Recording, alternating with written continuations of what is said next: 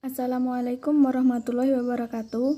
Saya Alivia Febriana Saputri dengan NIM 2030205138. Di sini saya akan menyampaikan mengenai sejarah perkembangan dan pembinaan bahasa Indonesia. Yang pertama yaitu sejarah perkembangan bahasa Indonesia. Bahasa Indonesia lahir pada tanggal 28 Oktober 1928 yaitu bertepatan pada Sumpah Pemuda. Sumpah Pemuda yang berisikan yang pertama yaitu bertumpah darah yang satu tanah Indonesia, yang kedua berbangsa yang satu bangsa Indonesia, dan yang ketiga yaitu menjunjung bahasa persatuan bahasa Indonesia. Poin dari yang ketiga yaitu menjunjung bahasa persatuan bahasa Indonesia. Dari situlah bahasa Indonesia dikukuhkan bahwasanya bahasa Indonesia menjadi bahasa nasional bangsa Indonesia itu sendiri. Dan bahasa Indonesia dinyatakan sebagai bahasa negara yaitu pada tanggal 18 Agustus 1945. Karena pada saat itu Undang-Undang Dasar Negara Republik Indonesia disahkan menjadi Undang-Undang Negara Indonesia. Dalam Undang-Undang 1945 tersebut disebutkan bahwasanya bahasa Indonesia ialah bahasa negara Indonesia.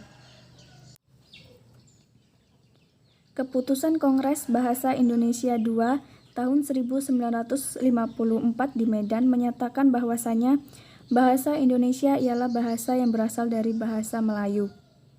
Mulai dipakainya bahasa Melayu di kawasan Asia Tenggara yaitu pada abad ke-7.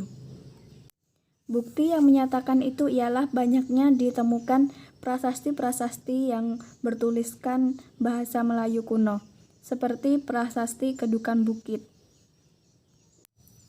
Bahasa Melayu merupakan bahasa penghubung yang dipakai oleh antar suku di Nusantara dan oleh para pedagang, baik sebagai bahasa penghubung antar suku di Nusantara maupun sebagai bahasa yang digunakan terhadap pedagang dari luar Nusantara.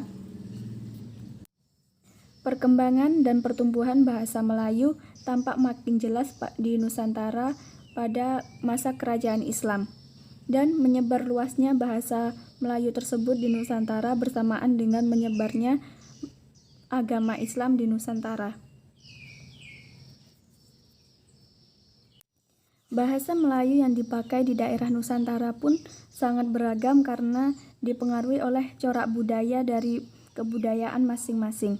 Bahasa Melayu pun dalam perkembangannya muncul berbagai macam dialek dan variasinya.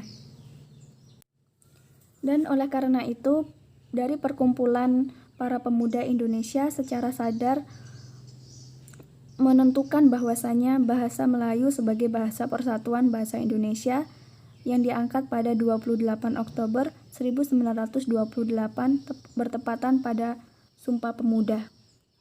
Dan selanjutnya yaitu upaya pembinaan bahasa Indonesia.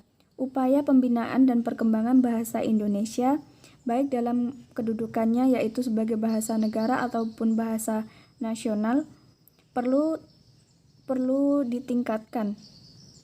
Apalagi pada era globalisasi seperti ini, bahasa Indonesia sangat mencerminkan bahwasanya bahasa tersebut untuk menjunjung tinggi bangsa Indonesia. Pembinaan bahasa yaitu untuk meningkatkan mutu bahasa Indonesia sendiri, dan pembinaan bahasa adalah upaya meningkatkan mutu penggunaan bahasa Indonesia pada proses pembelajaran bahasa Indonesia di semua jenis dan jenjang pendidikan, dari masyarakat maupun anak-anak sekolah.